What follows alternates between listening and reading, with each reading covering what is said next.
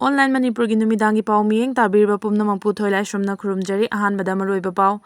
Senjam Chirangda Kuki Milltantsingna yumlakta drone sizinaduna bom thadarakpada Leisabi macha ama Yaona miyoi ani sokle. Senjam Chirangda Kuki Milltantsingna drone sizinaduna yumlakta bom thadarakpada Leisabi macha ama Yaona miyoi ani asopan nangkhre. Hariba bom asi Senjam Chirang maning lekai da leiba yum amagi mathakta tasilakpadagi Leisabi macha ama puki sarukta asopan nangle hairi. Thaudo asing asi numidang wairam pung 6 makhai rom tarakpa duaida thokhibani soklaba nupi macha adugi maming Watham Sanatombi Devi kunga humdoi apokpa Watham Gambi kawi hairi. Nakal amaramda soklaba miyoi amadi hawjik phawbagi oina masak maming khangba ngamdri. Tarakpa update asidi editorial kalamdagi lakhotjarake. Kayam kuina kuki narco terroristing free thaduna lengangna thamkhigadawri. Manipur amadi Bharat thugaina bokhotnariba mapaldagi changsilagliba chin kuki narco terroristing asi kanana yokhatuna thamlibano haibadu Manipur lengangna khangpham thoi ngasi Manipur thokliba chahi amaga tha 6 lom suraklaba kanglup anigilan asi kanana hurakhibano haibadu Manipur lengangna khangna lal hawrakliba chin kuki narco terroristing asi yokhatuna thambagum Manipur gi laimaidagi matam chana tawthokpa ngamdabadagi ngasi sathireba phibam asi yorakhibani Manipur gi tampaka tainabada lairiba chingsingda chin kuki narco terroristing na bunker kaya saduna makal ki khulai kaya paisinduna leire haiba si Manipur lenga ki mafamda Manipur miyamna mayek sengna hanna taktuna lakramani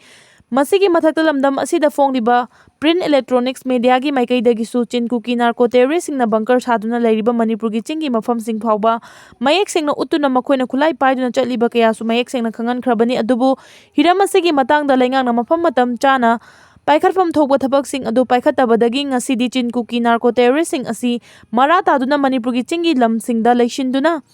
Manipur gi micham miyamgi mathakta bom amadi nongmaya chingba kapsinduna landa ningba matamda landaraktuna misi mina amadi aso opan kaya nanghalakpani masi Manipur lengangna mamingtagi oina leiba ngakpa phongba yengnaba masak khanglabasu matam chana maithiba pinaba hotnaba ngamdana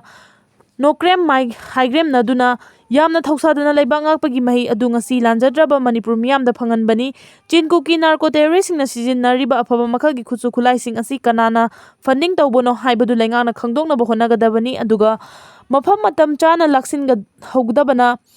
haiba sisu kayarak hanna praja section kayadagi Manipur lengaki mafamda khanganba laikhrabani adubu Manipur lengakna miyamgi wa lawbikhide masigi mahai oina ngasi chin kuki narco terroristing na drone fawba yauna sijinnaraktuna nongthaktagi bom thadaningba mafamda irailaina thadaraktuna misi mina tholakpagi maram oiribani nongthaki sarukta drone sijinnaduna landaba haibasi leiba